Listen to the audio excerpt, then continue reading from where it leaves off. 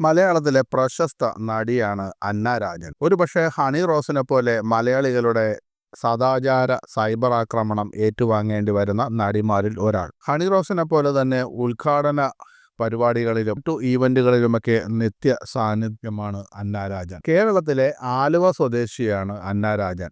കൊച്ചിയിലെ രാജഗിരി ഹോസ്പിറ്റലിലെ നഴ്സായി ജോലി ചെയ്യുമ്പോൾ നിർമ്മാതാവ് വിജയ് ബാബു, സംവിധായകൻ ലിജോ ജോസ് പല്ലിശ്ശേരി എന്നിവർ അന്ന രാജനെ കണ്ടെത്തുകയായിരുന്നു. തുടർന്ന് അങ്കമാലി ഡയറീസിൽ അവൾ ലിച്ചിയുടെ വേഷം അഭിനയിച്ചു. ഈ ചിത്രത്തിൽ 86 പുതുമുഖ താരങ്ങളായിരുന്നു അഭിനയിച്ചത്. ഈ ചിത്രത്തിൽ രേഷ്മ രാജനായി അഭിനയിച്ചെങ്കിലും ഈ ചിത്രത്തിന് ശേഷം അന്ന രാജൻ എന്ന പേരിനവർ മുൻഗണന നൽകി. രണ്ടാമത്തെ സിനിമ ലാൽ ജോസ് സംവിധാനം ചെയ്ത വെളിപാടിന്റെ പുസ്തകം എന്ന ചിത്രമായിരുന്നു. അതിൽ മോഹൻലാലിനൊപ്പമാണ് അഭിനയിച്ചത്. അങ്കമാലി ഡയറീസിലെ കഥാപാത്രമായ ലിച്ചി എന്ന പേരിലും പ്രേക്ഷകർക്കിടയിൽ അന്ന അറിയപ്പെടുന്നു. കോളേജ് പഠനകാലത്ത് പിതാവിൻ്റെ മരണം അന്നയുടെ കുടുംബത്തിൽ സാമ്പത്തികമായി സമ്മർദ്ദം സൃഷ്ടിച്ചു. കുടുംബം പോറ്റാനാണ് അവർ ജോലി ഏറ്റെടുക്കാൻ തയ്യാറായത്. തുടർന്ന് കൊച്ചിയിലെ ഒരു സ്വകാര്യ ആശുപത്രിയിൽ നഴ്സായി ജോലി ചെയ്തു.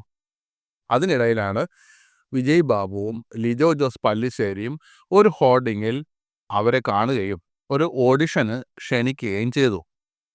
പിന്നാലെ അങ്കമാലി ഡയറീസിൽ ലിച്ചി എന്ന കഥാപാത്രമായി അഭിനയിച്ചു.